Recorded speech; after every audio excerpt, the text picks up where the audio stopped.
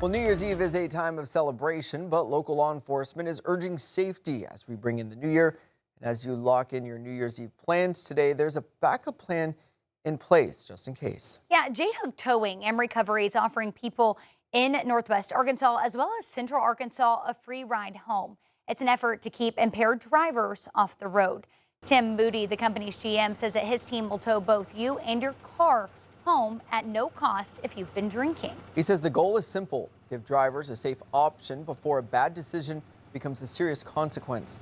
Moody says more drivers will be on standby tonight, all background checked and ready to respond. Well, along with celebratory drinks, we know personal fireworks will be a part of many New Year's festivities. Those two things, they don't mix well together. Our tweet shows us how medical professionals are preparing for what could be a busy night of fireworks-related injuries.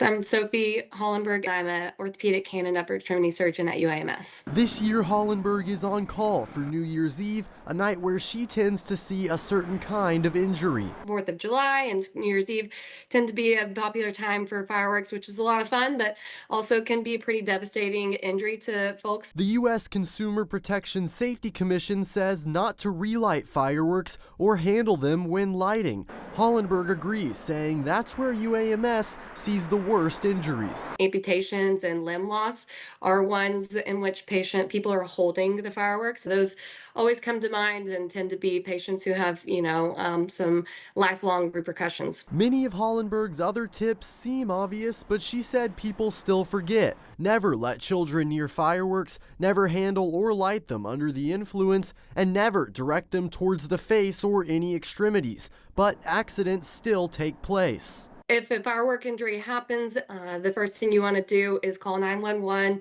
seek emergency help, and put some sort of temporary dressing on it. If there's substantial bleeding, it may even require a tourniquet. It can vary from fairly minor to very severe injuries. So we kind of triage and prioritize injuries as they come in.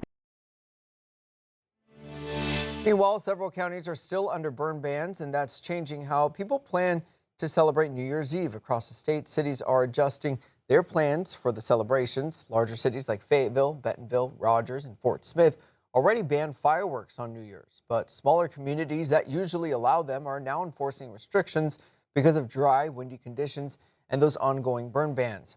Riverside Fireworks owner Adam Keeley says this is normally one of the busiest times of year for sales, but residents are delaying or modifying their celebrations. A lot of folks will buy their fireworks regardless and say, well, we're going to wait and celebrate the following weekend, or wait till the weather warms up a little bit. Now, officials say following burn bans and safety rules is the best way to protect homes and communities this New Year's Eve. Well, speaking of fireworks, lawmakers are also looking at another issue: when and how they can be legally sold. There are two selling periods, one in the summer, another in the winter. So if you're looking to sell or stock up, keep in mind that you can only do so until January 5th. After that, the earliest you can do is June 13th. Meanwhile, we can expect extended New Year celebrations well into 2026, and that's because next year is America's 250th birthday. If you're looking for some ways to commemorate the special occasion, consider taking a walk in the park. Arkansas State Parks encourages you to celebrate by enjoying the various trails across the state, beginning with the annual tradition of first day hikes. If you choose to, you can receive a free first day hike sticker by either attending a guided hike on January 1st or signing up for a self-guided climb. And if you opt in to do the tour without a guide, you'll need to complete it by January 4th. They had great meals. And we got a full list of some of the other New Year's celebrations happening across the region. You can find it by texting MIE or New Year to the number right there on your screen, 479-785-5000. And we'll send you the link right back.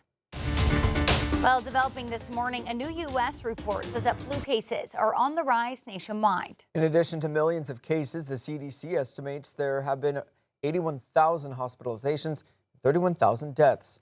Reed Binion has more.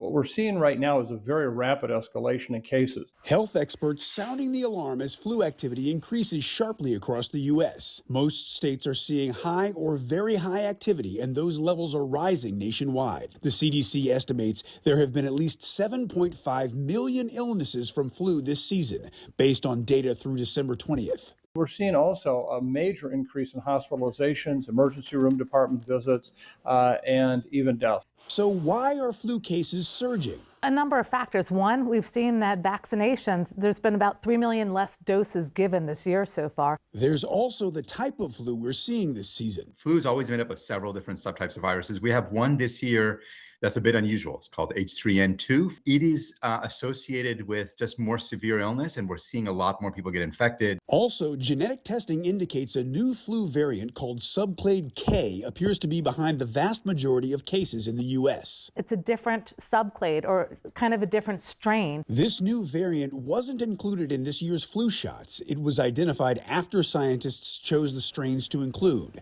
However, experts still recommend getting the vaccine. It's probably not going to do a great job of protecting you against infection against the new variant, but it will do a good job of preventing you from getting seriously ill. I'm Reed Binion reporting. Meanwhile, the Arkansas Department of Health says the state is seeing the highest levels of whooping cough cases in the last 15 years. More than 500 cases have been reported over 50 different counties. Officials say 50 people have been hospitalized, and one person has died this year related to the illness. Whooping cough cases are mainly seen in babies and can be spread through coughing and sneezing. Symptoms first match a common cold, but then progress into coughing fits or long periods of time. ADH urges anyone to get vaccinated and get tested if you have symptoms.